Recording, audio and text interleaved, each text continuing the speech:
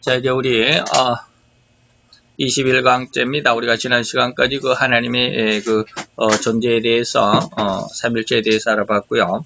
이제 우리는 하나님의 그 존재, 그 창조, 하나님의 창조에 대해서 한번 생각을 해보도록 하겠습니다. 오늘 자 본문은 요한복음 1장 1절로 3절까지입니다. 우리 다 같이 1절로 3절까지 한 목소리로 같이 봉독합니다. 태초에 말씀이 계시니라. 이 말씀이 하나님과 함께 계셨으니 이 말씀은 곧 하나님이시니라. 그가 태초에 하나님과 함께 계셨고 만물이 그로 말미암아 지은 바 되었으니 지은 것이 하나도 그가 없이는 된 것이 없느니라. 아멘. 자, 이제 우리는 이제 하나님의 창조, 이제 창조에 대해서 우리가 생각을 해보도록 하겠습니다. 이제 오늘 본문 성경의 말씀이 있고요. 자, 하나님의 그 작정, 하나님의 예정, 그 작정, 예정 교리에 대해서 우리가 지난 시간까지 그 8과에서 우리가 배웠죠. 자, 그러면 창조도 역시 작정의 시행이라고 할 수 있죠. 작정이 언제부터 시작이 됐느냐? 창조부터 시작이 된다라고 하는 것이죠. 그래서 이 창조는 모든 계시의 시작이고 기초다라고 하는 것이죠. 창조는 모든 계시의 시작이고 기초다. 그리고 또한 종교생활의 모든 종교생활의 근원이다 라고 하는 것이죠. 자, 창조라고 우리가 말할 때 일반적으로 한번 생각해보는 일반적인 고찰을 봅니다. 창조라는 말은 뭘까요? 이것은 성경에서 항상 동일한 의미로 사용되지는 않는다. 다시 말하면 창조가 좀 우리가 생각하는 그런 창조가 아니는 그렇게 의식하는 경우도 있다라는 거죠. 그런데 엄밀한 의미로 정의하자면 창조라는 것은 하나님께서 그의 영광을 나타내시기 위해서 부분적으로는 먼저 있었던 물질을 사용하지 않고 창조하신, 먼저 있었던 부분적으로 어떠한 것을 가지고 만든 그런 것이 아니다라고 하는 거죠. 어떠한 물질을 사용하지 않고 창조하신, 이른바 무에서 아무것도 없는 것에서 유를 창조해 만들어내는 것을 창조라고 한다. 있는 것을 가지고 있는 것을 만들면 발전, 조금 이따 이제 개발 이렇게 말하죠. 자, 이렇게 의미하고 창조 사역은 삼위일체 하나님의 사역으로 나타난다.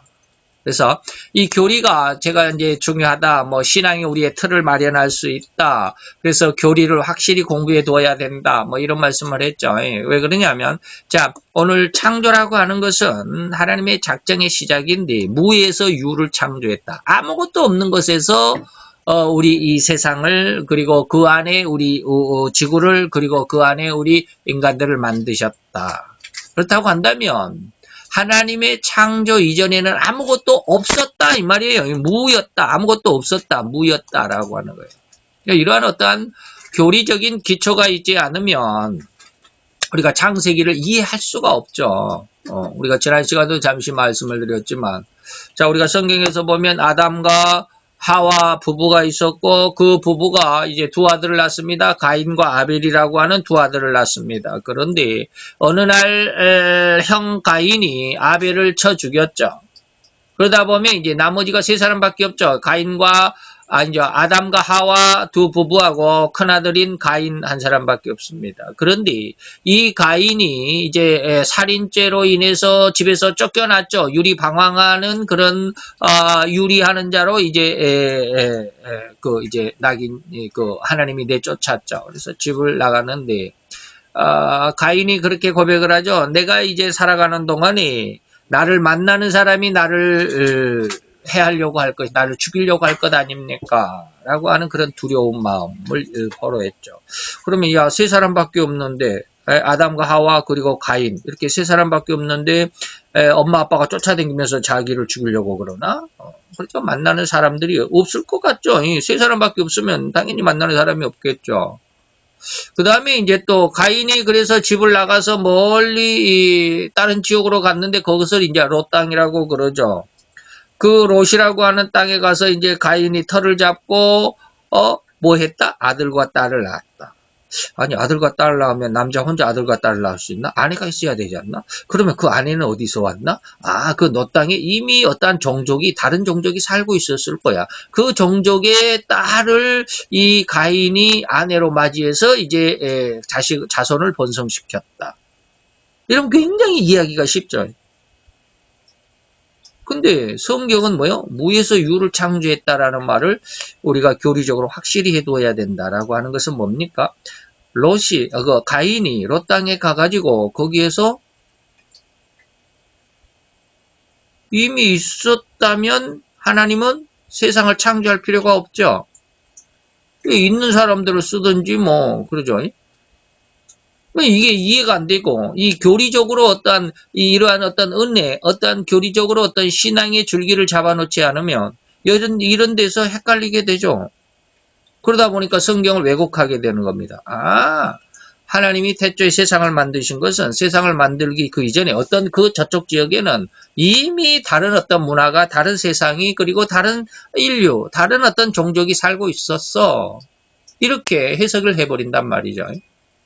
그러면 하나님의 창조설이 완전히 와해가 되고 성경은 완전히 거짓이 돼버리고 성경이 부인이 되는 겁니다. 그렇기 때문에 교리가 아주 중요하죠. 성경 안에서 우리는 교리를 가져야 돼요. 교리가 분명히 나왔다라고 하는 것을 우리가 기준으로 해서 교리가 그만큼 중요하다. 다시 말하면 하나님의 창조는 뭐예요? 없는 것에서 있는 것으로 만들어냈다.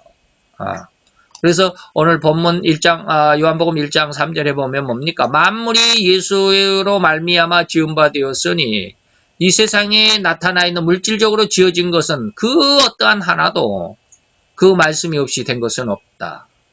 다시 말하면 가인이 롯 땅으로 갔지만 거기에서 이미 있었던 어떤 종족이나 어떤 다른 세상, 다른 문화가 아니라 가인이 집을 나갈 때 여자는 성경에 기록하지 않았기 때문에 아담과 하와가 아들 둘 가인과 아벨만 낳는 것이 아니라 딸도 낳았을 가능성이 있습니다.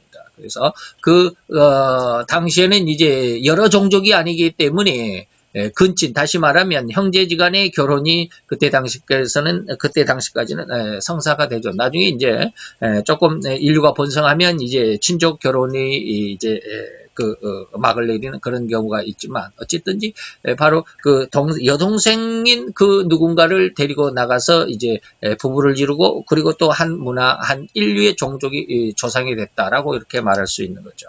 이런 것이 어떤 교리적인 기초가 없으면 엉뚱한 성경이 부인되는 왜곡되는 그런 경우가 되어버리고 말죠.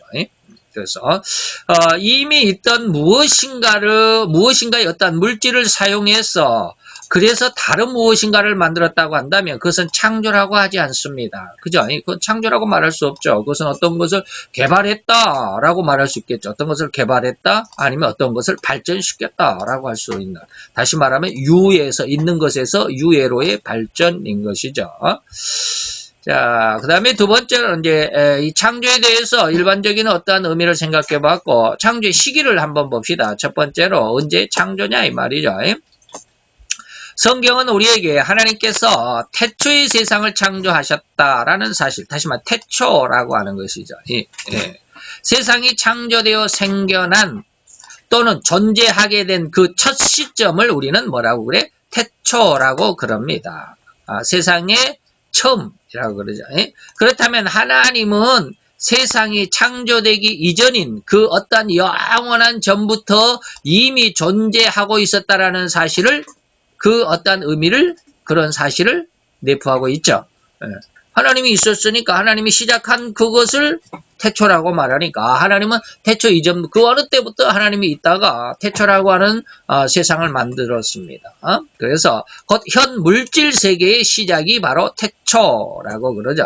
그리고 태초 이전에는 끝없는 영원히 존재한다. 태초 전에는 다시 말하면 곧 하나님만이 존재하는 영원한 시간대, 이거는 이제 물론 시간이라고 말할 수 없는 그냥 영원이라고 말하는데 이때는 아직 천사들도 창조되기 이전이고 오로지 하나님만 계셨다는 바로 그 시간대, 이것을 영원이라고 말합니다. 영혼이라는 것은 아직 천사도 만들어지지 않습니다. 그러면 이따가 말씀드리겠지만 세상을 태초 바로 직전에 하나님은 영계를 만들었습니다. 다시 말해 천사를 만들고 그 천사들로 하여금 또한 천사들과 함께 이제 세상을 하나님께서 만드시고 그 세상을 관할하는 쉽게 말하면 세상이 움직여가는 그 보조 역할로 천사들을 미리 만들었다라고 그렇게 말하는 거죠. 자, 그 다음에 창조사역의 첫 부분은 엄밀히 무에서의 창조라고 하고 기존 재료를 사용하지 않는 창조다라고 하는 거. 아주 중요하죠. 예. 두 번째, 목적이 뭘까? 창조의 목적은 뭘까? 성경은 말하기를 하나님께서 자신의 영광을 나타내기 위하여 세상을 창조했다고 한다. 그죠? 이사야서 43장 7절에 보면 물은 내 이름으로 일컫는 자 곧 내가 내 영광을 위하여 창조했다. 라고 그러고 이사야서 43장 21절까지 내려가 보면 이 백성은 내가 나를 위하여 지었나니 뭐 하기 위해서? 나의 찬송을 부르게 하기 위해서. 하나님은 인간을 하나님이 영광을 받고 찬송을 받게 하기 위해서 만들어놨다. 목적이죠. 자, 자연계에 나타난 하나님의 영광. 다시 말하면 로마서 이제 1장 20절인데 창세로부터 그에 보이지 않은 것들, 우리가 눈으로 볼 수 없는 것들도 있죠. 영적인 세계 이 말입니다. 곧 그의 영원하신 능력과 신성이 그 만드신 우리의 이 물질적인 세계, 만물에 분명히 그 내용 속에 들어있다. 하나님의 능력과 신성이 들어있다라고 하는 것이죠. 바로 이런 것들을 제 생각을 해보면서 자연계에 나타난 하나님의 영광. 자연계에 하나님의 영광이 어떻게 나타날까요? 봄, 여름, 가을, 겨울, 사시사철. 그래서 봄이면 꽃이 피어 따뜻한 바람이 불어서 모든 생물이 생동하고 다시 시작하는. 그래서 여름에는 그것들을 아주 왕성하게 꽃을 피우고 그 다음에 이제 가을에는 그 꽃을 피운 다음에 그 꽃으로 인해서 열매를 맺게 하고, 그래서 그 열매를 추수하고, 그리고 겨울에는 그 추수한 열매를 가지고 이제 따뜻한 겨울을 살아가는. 그리고 다시 또 그 열매로 다시 씨앗을 뿌리고 뭐 이런 것이죠. 이것이 하나님의 이 사시사철만 보더라도 이것이 인간으로서는 도저히 어떻게 할 수 없는, 거기에 개입할 근거도 없고 개입할 틈도 없는 완벽한 이 사시사철, 이 해와 달과 별들의 어떤 운용, 이 우주의 어떤 운용 변화, 이러한 것들은 하나님께서만 하시는구나. 그 어떤 어마어마하게 큰 존재, 이 우주 만물을 주관하고 주장할 수 있는, 변하게 할 수 있는 그런 힘을 가진, 그런 능력을 가진 그 어떠한 존재, 이게 가장 큰 존재죠. 그 하나님이죠. 이것이 바로 이 자연계 속에 나타난 하나님의 영광이라고 말할 수 있습니다. 이러한 영광은 피조물의 찬양을 받기 위해 벌려놓은 하나의 허황한 구경거리로 만들어진 것이 아닙니다. 이 세상 창조물, 다시 말하면 피조물의 하나님께서 만드신 것은 그 피조물의 질서를, 안녕을 촉진시키고 피조물들로 하여금 창조주를 찬양하도록 이끌어 가시는 요즘에는 양육이라고 말하는 걸로 견인이라는 말도 필요하겠지만, 견인이란 말은 뭐예요? 어깨 견자입니다. 어깨에다가 이는 인도한다 할 때 인자입니다. 어깨에 매서 끌고 간다, 이것을 견인이라고 그래요. 그래서 피조물들로 하여금 창조주를 찬양하도록 하나님께서 견인에 끌어가시는다라고 하는 말이 맞겠지만, 그러나 우리는 하나님을 그렇게 주관하신다, 운용하신다라는 말로 할 수 있겠죠. 자, 여기에 대해서 이제 창조의 어떠한 시기, 그 다음에 창조의 목적을 간단하게 알아봤고요. 몇 가지 이제 퀴즈를 통해서 한번 봅시다. 첫 번째, 창조의 사역에 있어서 삼위 하나님은 어떤 관계가 있을까라고 하는 것이죠. 창세기 1장 2절에 보니까 창세기 1장 2절에 보니까 뭐라고 그러냐면, 이것이 이제 파란 글씨로 한번 해봅시다. 뭐라고 그냥 땅이 혼돈하고 공허하며 흑암이 깊음 위에 있고 하나님의 신은 수면에 운행하시니라. 창조 사역에 있어서 삼위 하나님은 각각 어떠한 일을 하셨을까, 뭐 그런 내용일까요? 그 다음에 그 신으로, 다시 성령이죠. 그 신으로 하늘을 단장하시고 손으로 날랜 뱀을 찌르시나니. 이것은 이제 욥기서에 나타나는 그런 모습, 하나님의 능력을 나타내시는 그런 어떤 표현이죠. 방금 우리가 요한복음 1장 3절에 보면 만물이 다시 말하면 말씀이죠. 또 성자 하나님 예수죠. 그로 말미암아 지은 바 되었으니 지은 것이 하나도 그가 없이는 된 것이 없다. 그러면 하나님이 세상을 만드셨다고 그랬는데 요한복음 1장 3절에 보면 말씀이 세상을 만들었대요.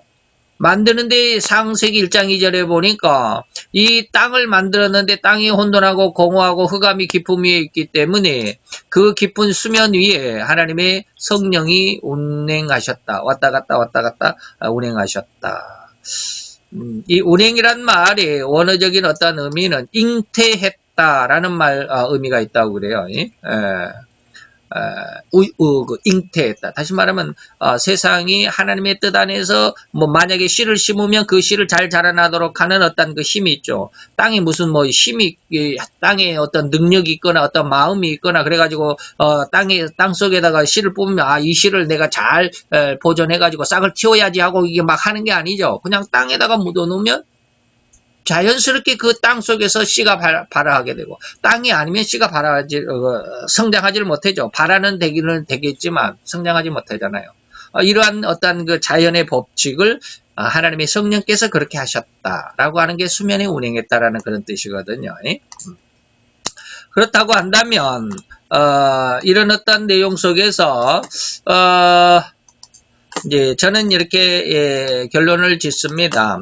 삼일째 하나님은 창조 사역에 있어서 한 분만의 주도적인 사역이 아니라 조화의 사역이다. 다시 말하면 성부께서는 계획에 주셨고 성자는 그 계획에 의해서 창조를 하시는 주된 역할을 하셨고 그 창조의 능력은 창조가 되어서 그것이 그대로 되어지는 그 능력은 성령 하나님의 적용이셨다 라고 하는 것이죠. 그 다음에 또 다른 것에서 우리가 보면,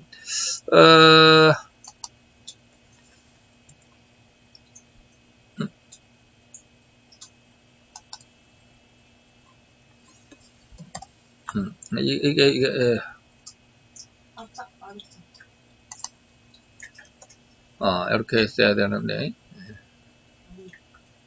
자, 이게 뭐냐면, 하나님이 가라사대 빛이 있으라 하심에 빛이 있었고, 이거 창세기 1장 3절입니다. 빨간 글씨는 이제 해석을 넣은 건데, 하나님이 그랬을 때 이 하나님은 누구냐? 성부 하나님이시다라고 하는 거예요. 가라사대 빛이 있으라. 가라사대를 말하는 것이죠. 빛이 있으라라고 가라사대 말하되 빛이 있으라라고 말했다. 이것은 곧 말씀이신 성자, 예수님이시죠. 그 다음에 빛이 있었다라고 하는 것은 능력이 나타나죠. 성령 하나님의 능력으로 그렇게 되셨다. 그러니까 창세기 1장 3절 이 한 절만 보서라도 이것이 어느 한 분, 성부 하나님의 어떤 단독의 사역이거나 성자 예수님의 어떤 단독의 사역이 아니라 삼일체 하나님의 조화의 아주 긴밀한 조화가 이루어지는 이러한 조화의 사역이 바로 창조의 사역이다. 있으라 하자가 빠졌습니다. 그 다음에 이제 두 번째 질문입니다. 하나님이 세상을 무엇으로 창조하셨을까? 무엇으로? 물론 이제 말씀이겠죠. 우리가 저렇게 딱 보니까 뭡니까? 빛이 있으라 하심에 다시 말하면 가라사대 빛이 있으라 하심에 이거죠. 빛이 있으라 하심에. 그 다음에 히브리서 11장 3절에 보면 믿음으로 세계가 무엇으로? 하나님의 말씀으로 지어진 줄 안다. 그랬죠. 그 다음에 요한복음 1장 3절에 오늘 본문의 말씀이지만 계속 반복이 되죠. 만물이 그로 말미암아 그가 누구요? 말씀 하나님. 말씀이셨다. 그렇죠. 그러다 보니까 세상을 하나님께서 무엇으로 세상을 만들었을까? 말씀이죠. 하나님의 말씀, 곧 말씀이신 하나님, 곧 말씀 하나님이신 성자로 말미암아 지으셨고 성부와 성령께서도 함께 창조하셨다라는 조화의 창조다라고 하는 것이죠. 이거 1번 질문하고 같으니까. 자, 세 번째 하나님의 창조하신 본래 세상은 어땠을까? 하나님이 창조해 놓으신 본래 세상 모습은 어땠을까요? 보시기에 좋았다라고 하는 것이죠. 물론 뭐 7일 동안 창조하셨으니까 뭐 보면은 6번, 하루는 빼고 6번 좋았다라는 그런 말씀이 있습니다. 그래서 마지막에 보니까 저녁이 되며 아침이 되니 이는 6대 날이라 그랬는데, 이 모든 것을 지으신 이제 하나님이 마지막 때 그 모든 지으신 것이 이제 완성이 됐죠. 그래서 그 모든 것을 다 보시고 난 다음에 보시기에는 뭐라고 그랬어요? 심히 좋았다. 하나님이 원래 만드신 세상은 첫째 날도 좋았고 둘째 날도 좋았고 그랬는데 마지막 모든 세상 인간까지 다 만들어 놓고 나니까 힘이 좋았다라고 하는 그런 뜻이죠. 자, 그러면 이 하나님이 보시기에 심히 좋았다라고 그러셨는데 그것은 결코 호리만큼의 어떠한 죄악이나 아주 작은 우리의 머리카락 하나 뽑아서 거기 잉크 끝에다가 잉크를 찍어서 딱 찍어놓은 그 점이 홀이라고 그랬죠. 우리가 말하는 코딱지만 하다라고 우리는 보통 그렇게 작은 것을 그렇게 비유하는데 그 코딱지보다 더 작죠. 홀이. 그만큼 죄악이나 그만큼 호리만큼의 죄악이나 그 죄의 그림자조차도 없었던 그런 상황이기 때문에 하나님이 보시기에 심히 좋았다. 그것은 하나님의 모양과 형상인 인간이 살아가는데 더할 나위 없는 뭐한 세상, 좋은 세상이었다라고 하는 것을 의미한다. 어떠한 것이 하나님이 창조하신 본래의 세상이 그랬었다라고 하는 것이죠. 네 번째입니다. 하나님의 창조. 그 목적은 무엇일까? 이미 우리는 목적은 이제 좀 전에 알아보기도 했지만, 목적은 뭘까요? 자, 43장 7절에, 이사야 43장 7절에 보니까, 내가 영광을 위해서 창조했다라고 이렇게 말하고요. 또 이사야서 60장 21절에 보니까, 똑같은 말이죠. 내 영광을 나타낼 것이다. 라고 이렇게 말했고요. 이사야서 43장 21절에 보니까 나의 찬송을 부르게 하기 위해서, 내가 영광받기 위해서, 또 찬양받기 위해서다 라고 이렇게 말씀하고 있습니다. 자, 이것은 하나님의 영광을 위해서 인간 세상을 만들었고 또한 인간을 만들었고 또한 하나님의 영원히 찬양을 받으시기 위해서 인간을 지으셨습니다. 이것은 결코 하나님의 독단이나 독재가 아닙니다. 라고 하는 것을 우리가 알아야 되죠. 하나님이 독단이나 독재가 아닙니다. 야, 뭐 하나님만 영광을 받으려고 뭐 이 세상을 만들고 인간을 만들었어? 우리가 꼭 하나님만 믿고 하나님만 영광 돌리고 하나님에게만 찬양해야 돼? 너는 내 맘대로 할 거야? 뭐 이렇게 말하는 것이죠. 왜 하나님 그렇게 독단적이냐? 왜 자기만 영광 받으려고 그러냐? 뭐 이렇게 생각하시는 분들이 무지 많습니다. 사단이 그 정신, 그 마음속에 이러한 아주 반대적인 그런 생각을 넣었죠. 다시 말하면 이런 하나님이 독단도 아니고 그건 독재도 아니다라고 하는 것은 하나님의 모양과 형상, 늘 말씀을 드리지만 성부 하나님의 형상이 우리 인간의 마음, 다시 말하면 하나님만 영광을 받으시고 하나님만 찬양받기로 하시기를 원하셨던 그러한 마음이 인간에게 들어있다라는 거예요. 그게 뭐냐면 우리 인간들도 역시 이 하나님의 성품을 분명하게 가지고 있습니다. 하나님의 성부의 성품을 우리가 그 형상으로 받았습니다. 절대로 그 부모가 그들의 자녀들로 인하여 즐거움을 얻고자 할 뿐입니다. 그죠? 그 자녀들에게 즐거움을 얻고자 하는 것이 아니었다면 낳지는 않았겠죠. 뭐 요즘에는 좀 부자지간에 그런 어떤 불미스러운 일도 없지 않아 있어서 딸이 아버지의 자기 이혼했는데 아빠와 엄마가 이혼을 했는데 아빠가 그 이혼한 자기 아내를 죽이니까 그 딸이 자기 아빠죠. 자기 아빠를 사형에 쳐달라. 그런 어떤 청와대 민원도 있고 그러는데 그런 건 뭐 일부라고 우리가 치부를 하고 놔두고서라도 정상적인 관계 속에서 그 부모는 그 자녀들로 너무 기뻐하고 즐거워하죠. 그죠? 물론 다른 집의 아이들 그러면 물론 이쁘기는 하고 귀엽기는 하고 그러지만 그 이쁜 것, 그 즐거움은 부모가 자식에 대한 즐거움과 기쁨과는 전혀 다르잖아요.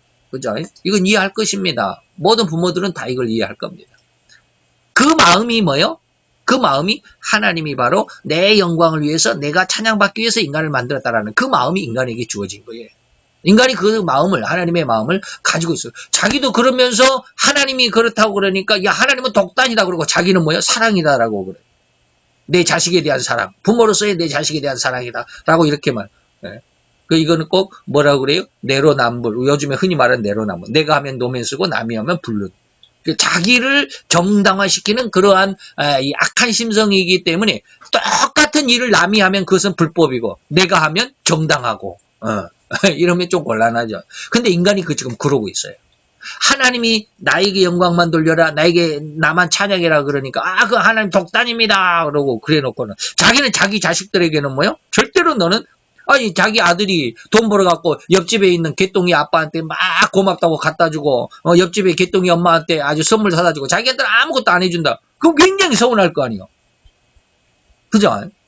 인간의 마음이 하나님의 마음을 닮았어요. 왜? 하나님이 우리의 모양과 형상대로 했을 때 그 형상, 성부의 형상이 우리 인간에게 주어졌기 때문에 그래요.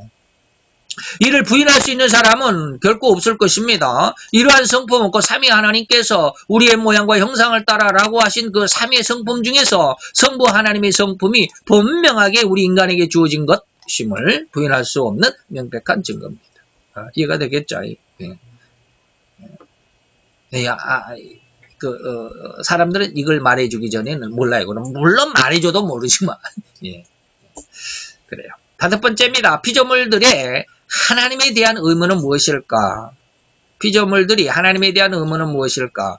꼭 하나님만 영광을 돌리고 하나님에게만 찬양하라라고 그러는데 나는 그러고 싶지 않아. 이런 사람들이 많다 그랬죠. 자, 보면 이사야서 61장 3절에 보면 무릇 시온에서 슬퍼하는 자에게 이건 뭐요? 회개하는 자입니다. 세상에 뭐 힘이 없어서, 세상에 돈이 없어서, 세상에 어떤 다른 사람들보다도 문화적으로 예술적으로 그런 능력이 없어서 다른 사람들은 막 앞에서 하는데 나는 그것을 하지도 못하고 하니까 좀 자기 어떤 자격지심에 의해서 슬퍼하는 이런 슬픔이 아니에요. 시온에서 슬퍼하는 자는 뭡니까? 회개하는 자입니다. 그에게 뭐야? 화관을 주어서 꽃 면류관이죠.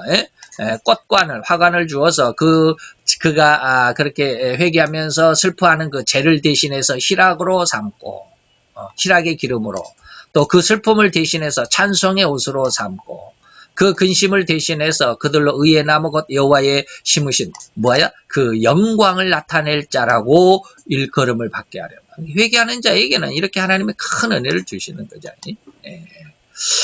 자, 에베소서 1장 5절로 6절 또는 12절 14절을 이렇게 끊어서 보는데 그 뜻대로 우리를 예정하셨다. 그래서 자기 아들들이 되게 하셨고 이것은 아들을 삼은 것은 그의 은혜의 영광을 찬미하게 하기 위해서 구원해 주셨다 이런 것이죠. 그래서 그의 영광이 찬송이 되고 또 찬미하게 하려 하시니 바로 하나님 피조물들이 어떻게 해야 된다? 하나님이 이러한 의도를 갖고 있기 때문에 우리 피조물들인 우리 인간들은 하나님을 찬양하고 하나님을 경배해야 된다. 우리는 하나님의 꼬북이냐? 꼭 하나님에게만 찬양하고 그래야 돼? 나는 그런 거 싫어 라고 그러면 좀 곤란하다 그랬습니다. 자기도 자기 아이들에게는 내가 부모로서, 내가 엄마나 내가 아빠로서 인정을 받아야 되고 또 영광을 받아야 되는 그런 어떤 간절함이 있죠. 방금 말했듯이 옆집에 내 아들이 돈 많이 벌어갖고 옆집에 개똥이 엄마, 개똥이 아빠를 그냥 막 지극히 대접하고 나는 아무것도 안 해준다 그러면 굉장히 서운하겠죠. 너 이거 그러려면 그쪽으로 가! 막 그러겠죠. 인간의 모습이 그렇습니다. 자, 여기에 대해서 마지막으로 한번 살펴보고 마치도록 하겠습니다. 오로지 하나님의 영광을 나타내고 하나님을 찬미하는 것이 피조물들의 본연의 자세다. 근데 우리 인간은 범죄하고 타락하고 사단의 유혹을 받아서 하나님을 찬양하려고 하지 않고 하나님께 영광을 돌려드리려고 하지 않죠. 그래서 로마서 8장 28절 굉장히 제가 요즘에 큰 은혜를 받은 말인데 우리가 알거니와 하나님을 사랑하는 자 곧 그 뜻대로 부르심을 입은 자들에게는 모든 것이 합력하여 선을 이루게 하신다. 예전에는 제가 이 말을 어떻게 해석을 했느냐면 내가 하나님을 생각하지 않고 나만을 생각했어요. 인간만이 내가 하나님 앞에 잘못된 일을 해가지고 잘못된 결과를 얻어내는 그러한 삶을 살았다 할지라도 하나님은 이 잘못된 삶을 변화시켜서 선이 되게 하실 거야. 그래서 내가 그 잘못된 일이 나에게 쉽게 말하면 경험이 되고 내 인생의 어떤 자산이 되는 거야. 라고 이렇게만 생각을 했거든요. 여러분들도 그렇게 생각하십니까? 그럼 합력과의 선을 이루는 게 뭘까요? 모든 지체들이 다르게 각각 그 달란트나 뭐 이런 걸 다 줬잖아요. 그러면 그 모든 지체들이 하나님의 뜻을 이루기 위해서 하나로 협력해야 되고, 그런데 내 개인에게 예를 들어서 은혜를 말하면 내가 받은 은혜만 제일 중요하고, 이게 아니라 저 사람한테는 이런 나름대로 은혜만 은혜가 있고, 이렇게 해서 다 같이 하나가 돼서 하나님의 뜻을 이 땅에서 이루어지는 그런 삶을 살아야 된다는 거예요. 그러니까 내 개인적인 모습이 아니라 이제 성도 전체를 하나로 보는, 성도 전체로 봐서 쉽게 말하면 이제 에베소서에서 사도 바울이 말하는 것처럼 나는 머리고 나는 뭐 손이고 나는 발이고 나는 뭐 근데 여러 교회가 한 몸인 것처럼, 그러나 한 몸에 여러 지체가 있다. 이제 한 몸으로 이제 비교를 하시는데, 요즘 제가 받은 은혜는 그러지 않습니다. 지체도 아니고 개인적인 것도 아닙니다. 그럼 뭘까? 합력하여 선을 이루는 건 하나님 편에서 이렇게 하시는 거예요. 다시 말하면 하나님이 하나의 성도이건 지체이건 교회로 보면 이게 모든 성도를 하나로 몸으로 보건 아니면 그 개인 지체를 또 하나의 하나의 인격으로 보건 교회나 지체나 그러니까 몸이나 지체나 이해가 되죠? 이 모든 것을 이렇게 보는 것이 아니라 하나님 자체에서 이렇게 딱 보는데 하나님이 성도를 선을 이루는 방향으로 끌어가십니다. 그런데 그 선의 결과로 이루어가는데 과정이 굉장히 험악합니다. 다시 말하면 오늘 아침에 제가 말씀을 드렸던 이사야서 1장 25절, 26절, 27절을 오늘 아침에 말씀을 드렸는데 하나님께서 인간이 타락할 것을 아시고 그 타락한 인간들을 그들에게 은혜를 줘가지고 그들이 변화되고 막 이런 것도 우리가 그렇게 이해를 하고 하는 것도 물론 맞는데 제가 요즘에 느낀 것은 하나님이 인간을 선으로 끌어가시는데 과정이 힘들다라는 거예요. 그래서 그 과정 은혜에서 찢기를 제하는 하나님의 그런 어떤 하나님의 그런 과정이 하나님이 그렇게 하시는 거예요. 하나님이 인간을 은으로 볼 때 거기에서 찢기를 제하고 혼잣물을 제하고 그러나 그 일을 하는데 그 중에서도 먼저 하나님의 사사들이나 모사들을 먼저 원래대로 처음 창조한 그 모습으로 회복해서 이해가 되죠. 그렇게 해서 그러니까 그러한 과정 속에서 하나님께서 제게 주신 은혜가 이것이 하나님이 요셉에 대해서 아까 제가 시편 105편인가를 아까 말씀드리다 말았는데 시편 105편인가에 보면 요셉에 대해서 쭉 이야기를 하는데 하나님께서 가나안 땅에 기근을 보내셨습니다. 그리고 기근을 보내셨는데 누가 그 당시에 환경이 기근이 왔다라는 게 아니라 하나님이 기근을 보냈다. 그 기근 속에서 야곱의 아들들이 굉장히 힘들게 하도록 했는데 그 힘든 상황을 구원하기 위해서 먼저 하나님은 요셉을 빼내서 팔리게 했다. 팔린 그 요셉은 애굽으로 가서 무슨 짓을 했느냐면 그 손발에 착고에 상했다라는 말로 표현되어 있습니다. 그 몸은 쇠사슬로 얽혀 있다라고 했습니다. 하나님이 그렇게 했다라는 거예요. 요셉을 먼저 빼서 그 손발은 착고에 상하게 하고 그의 몸은 쇠사슬로 상하게 했다. 그러나 그 손발이 상하고 몸이 쇠사슬로 상한 그 요셉을 모든 머리 위에 머리로 삼으셨다. 총리로 삼았다는 거죠. 그래서 그 모든 이스라엘 백성을 구원했다라는 말로 시편이 그렇게 기록이 되어 있어요. 제가 그걸 읽고 우와. 이것은 하나님이 뭐예요? 모든 것을 합력하여 선을 이루도록 끌어가신다. 하나님 편에서 해석이 되기 시작했어요. 그래서 하나님이 방금 이사야서 1장 25, 6, 7절 그 다음에 시편 105편이 맞을까요? 105편의 내용들처럼 하나님이 끌어가시는데 선을 이루도록 인간이 비록 힘들고 어렵고 절망과 좌절과 낭망 속에 쓰러지고 자빠지고 피가 깨져도 그렇게 하시면서 하나님의 선을 이루어 가시는 하나님의 아들로 결과적으로는 모든 머리 위에 머리로 삼으시기 위한, 그것이 선이 되게 하기 위한, 하나님이 그렇게 하시는구나. 내가 막 이렇게 쓰러지고 자빠진 내 주관, 내 시점에서 하나님의 선을 생각한 것이 아니라 하나님의 입장에서 생각하는 그런 다른 어떤 해석이 지난주부터 막 주어지기 시작해요. 야, 이게 합력하여 선을 이루는 게 이거구나. 모세를 통해서도 그렇고, 욥을 통해서도 그렇고, 다니엘을 통해서도 그렇고, 다니엘의 세 친구들을 통해서 그렇고. 야, 이게 하나님이 이렇게 가시는구나. 근데 그 과정이 뭐요? 찍기를 빼고 혼잣말을 빼는 그런 고난이 반드시 하나님은 이것을 통과하게 하시는구나. 이것이 합력하여 선을 이룬다. 라는. 자, 이렇게, 우리가 바로 이렇게, 그래서, 이제, 한두 시간 제가 빼가지고 이런 은혜를 한번, 설교를 한번 하려고 그래요. 그래서 하나님은 결코 우리가 하는 대로, 우리가 하는 것을 그대로 내버려 두면서, 결과를 선으로 끌어가지고, 네가 잘못해도 네 실수를 내가 변화시켜서, 선으로 이루어 갈게. 이것도, 맞는 말이지만, 그러나 그런 모습보다 하나님이 그렇게 가시는 거예요. 네가 하는 것 그대로 보는 거야.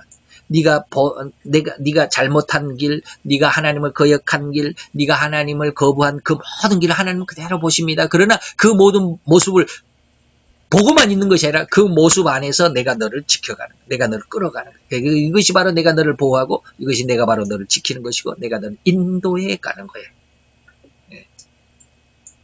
그러니까 이제 요즘에는 제가 이제 그런 어떤 의도에서 한 2, 3주 전부터는 그런 마음이 생겼어요. 그래서 우리 아들이 제대로 잘 하나님 앞에 신앙에 제대로 갖추어지지 못한다 할지라도 그냥 하나님이 이렇게 하시는구나. 이게 믿어지는 거예요. 그러다 보니까 너는 이 상태에서는 네가 성공하더라도 반드시 네 밥상이 올무가 될 때가 있어. 하나님 그렇게 하시는 거야. 절대로 그렇게 하셔. 은혜에서 찢기를 빼내야만 거룩하고 성결하고 정결한 정금이 돼가는 거예요. 하나님 반드시 그렇게 해갑니다. 우리의 어떤 삶 속에서 내가 하나님을 잘 안 믿어집니다. 하나님을 다음에 믿을게요. 뭐 이런 과정까지도 하나님이 다 역사하고 있습니다. 그래서 모든 것이 뭐예요? 모든 것이 합력해서 선을 이루는 그 하나님. 그 하나님에 대한 깊은 어떤 신뢰감 속에서 이 시간에 이 시간을 마치면서 은혜로 받으시는 귀한 시간이었으면 좋겠습니다. 기도합시다. 할렐루야. 주님 여호와여, 내가 주께 감사함을 드리나이다. 주의 영광 앞에 있는 아름답고 귀한 은혜의 역사가 오늘 우리 성도들에게, 오늘 우리들의 모든 심령 속에 주님 더 크고 더 강하고 더 확실하게 역사하게 하여 주시어서 주의 영광의 빛을 드러낼 수 있는, 또 주를 선히, 또 주를 온전히, 그리고 또한 주를 기쁘게 해드릴 수 있는 귀한 하나님의 아들로 딸로 성장함에 부족함이 없게 하시고 아버지의 곁길로 흐트러지거나 아버지의 허물어지지 않냐는 온전히 그 중심을 잡아가는 귀한 믿음의 열매로 성장하며 추수되어 하나님 앞에 영광이 되는, 그래서 많은 열매로 하나님이 기뻐하실 수 있을 만큼 귀한 하나님의 아들로 딸로 잘 성장할 수 있는 귀한 길, 올바른 정통적인 신앙의 길 안에 우리를 인도하심을 믿고 감사함을 드리며 예수 그리스도의 이름으로 기도하였사옵나이다. 아멘.